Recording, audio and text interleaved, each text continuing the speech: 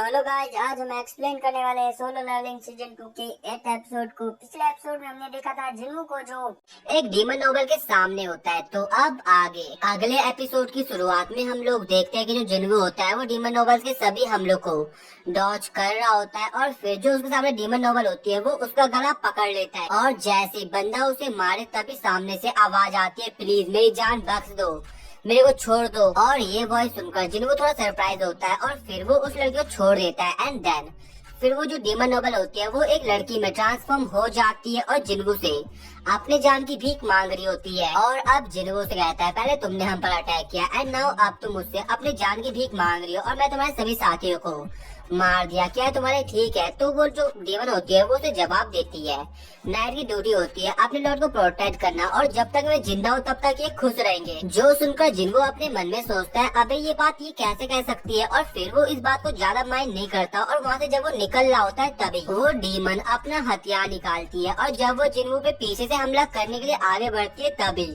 उधर टस्क की एंट्री होती है जो कि सही वक्त पे अपनी सील क्रिएट कर देता है, जिससे वो जो डीमन होती है वो कुछ नहीं कर पाती। और जो वो करती है वो होती है जिन्गू से भीख। वो जिन्गू से अपने जान की भीख मांगती है, इवन वो उसे ये भी कहती है कि मैं तुम्हारे सब कुछ करूंगी लेकिन मेरी जान बख्श दो। और फिर जिन्गू से पूछता है, क्या तुम मेरे को एंट्री परमिट दिला सकती हो? और सबसे पहले जो टस्क होता है वो उस डीमन को हवा में उड़ाता है एंड देन अब वो डीमन उसे बताती है कि जो एंट्री परमिट है वो उसकी फैमिली के पास है और वो उसे सभी एंट्री परमिट के पास पहुंचा देगी, लेकिन इसके लिए उसे उसकी फैमिली और उसकी सेफ्टी गारंटी लेनी पड़ेगी। लेकिन फिर जिन्गू उस डीमन के पास आता है और बोलता है, सवाल ये है कि क्या मैं तुम पर भरोसा कर सकता हूँ? और उसकी आंखें देखकर ना जो वो डीमन होते हैं वो काफी डर जाते हैं, लेकिन बोलती है ऑफ कोर्स। एंड देन जिन्गू भी उसकी बात मान जाता है और जाने से पहले जिन्गू से पूछता है, वैसे तुम लोग हो कौन? उसके बाद सीन चेंज होता है और हम लोग एक खूबसूरत आइलैंड को देखते हैं जहाँ पर एक आतंकी हमला हो रखा होता है और जो हमला है ना वो और किसी का नहीं, फ्लाइंग एंड का होता है। एंड फिर सीन शिफ्ट होता है और हम लोग देखते हैं उस डीमन को जो कि जिन्गू को बताते हैं कि मेरा नाम एजाइल है और मैं बड़ी डॉटर हूँ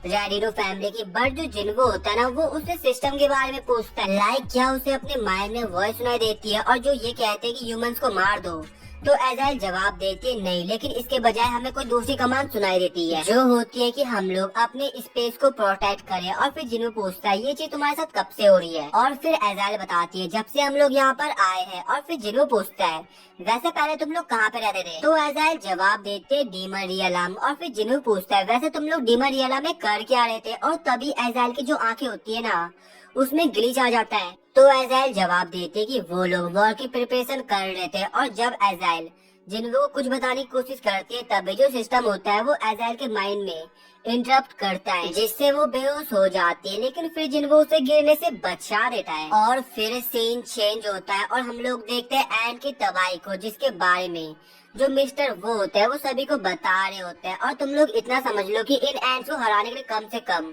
जो हंटर्स की रैंक है वो ए रैंक तो होनी चाहिए। और अभी मिस्टर गोबा की गहराई को समझते हैं और जापान से हेल्प मांगते हैं एंड अब वो लोग जल्दी जेजू आइलैंड मिशन को शुरू करने वाले हैं। और फिर सीन चेंज होता है और हम लोग देखते हैं कि जिन्गू, एजाइल और टस्क अब फाइनली उसके घर पहुंच चुके हैं, आई मीन एजाइल के। और जैसे एजाइल के डैड जिन्गू देखते हैं वो काफी डर जाते हैं और एजाइल को बोलते हैं, क्या तुम देख नहीं सकती?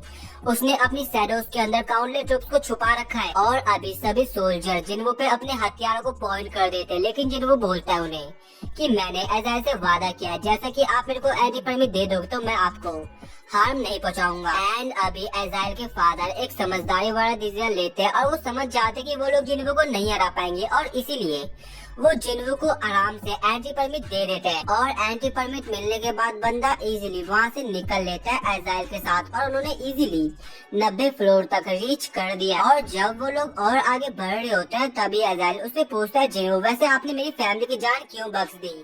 तो जिनको जवाब देता है, बिकॉज आई लाइक यू। और ये सुनकर एजाइल काफी ब्लशिंग करती है। और जैसे जिनको आगे बढ़ने वाला होता है उससे पहले वो एजाइल को घर जाने को बोलता है और वो ये भी कहता है, तुमने कहा है कि जो आने वाले एनिमीज है वो काफी ताकतवर होने वाले हैं। लेकिन फिर एजाइल जिन्हो के पास आती है और उसे कहती है, क्या मैं तुम्हारे किसी काम की नहीं हूँ? अब मैं तुम्हें आखिर तक फॉलो करना चाहती हूँ और देखना चाहती हूँ कि तुम किस तरह की चीज को अचीव करोगे। और फिर जिन्हो उसकी बात मान जाता है और एजाइल भी खुद सभी सभी लोग खुश और फिर वो लोग आगे बढ़ते हैं और फिर वो लोग अलग अलग फ्लोर्स में जाते हैं। वो डीमन किंग्स और सभी को हरा रहे होते हैं एंड चीजें जो होती है वो ऐसे ही चल रही होती है एंड देन सीन चेंज होता है और हम लोग देखते हैं मिस चा और जॉन्ग को, जहाँ पर वो लोग जेजू आइलैंड मिशन के बारे में बात कर रहे होते हैं जिसमें सभी एस रैंक हंटर्स पार्टिसिपेट करने वाले। इवन इसी दौरान हम लोग देखते गोटो रियोजी को भी और फिर सीन चेंज होता है और हम लोग एक जगह को देखते हैं और हमें दिखाया जाता है कि जिन्हों फाइनली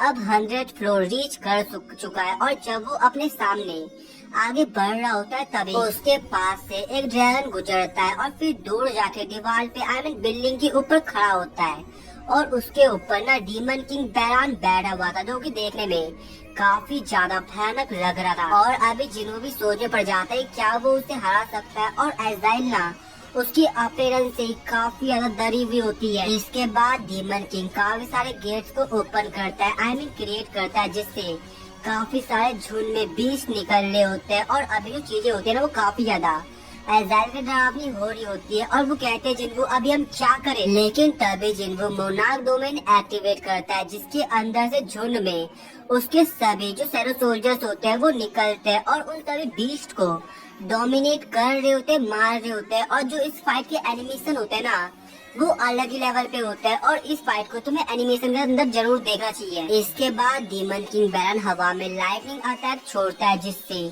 उधर एक बहुत बड़ा एक्सप्लोजन होता है और जब एजाइल पे अटैक आने वाला था तभी उसे लगता है कि उसका खेल खत्म, लेकिन अगले पल वो देखते कि वो बच गई है और ये काम होता है संग जिन्हू का। और अब जिन्हू फिर से अपने सैरो सोल्जर्स को रिजनरेट करता है और फिर जिन्हू तेजी से बैरन की तरफ आगे बढ़ता है और अपने डैगर से उस पर हमला करता है, लेकिन जो बैरन होता है ना वो उसके हमले को ब्लॉक करता है और उसे दूर दीवार पे पटक देता है। एंड देन अभी देखकर लग रहा होता है कि जो जिन्हू है वो बेयरली उसके हमले को डॉज कर पा रहा है और अभी बंदा भागते भागते टस्क से हेल्प मांगता है और इसके बाद जो टस्क होता है वो अपनी फायर पावर का इस्तेमाल करता है और बैरन के लाइटनिंग अटैक से अपने फायर क्लैश करता है और फिर वो ऑर्क को पकड़ता है जिससे जो उसकी फायर पावर होती है वो काफी ज्यादा इनहेंस हो जाती है जिससे वो बैरन के डीमन को आई मीन जो ड्रैगन होता है उसे खत्म कर देता है। एंड देन फाइनली अब जो बैरन होता है वो जमीन पे उतरता है और तभी सीन चेंज होता है और हम लोग इसी दौरान गोतो रियोजी को देखते हैं जो कि मिस्टर गो के साथ मीटिंग कर रहा होता है और वो लोग उन्हें जेजू आइलैंड मिशन के बारे में डिस्कस कर रहे होते हैं। और दूसरी तरफ हम लोग देखते हैं जिन्हू और बैरन की फाइट को जो कि काफी ज्यादा इंटेंस हो रही होती है, लेकिन एट द एंड जो अपना मेन हीरो जिन्हू होता है वो बैरन को हरा देता है और इसी के साथ ही जो अपना एपिसोड है वो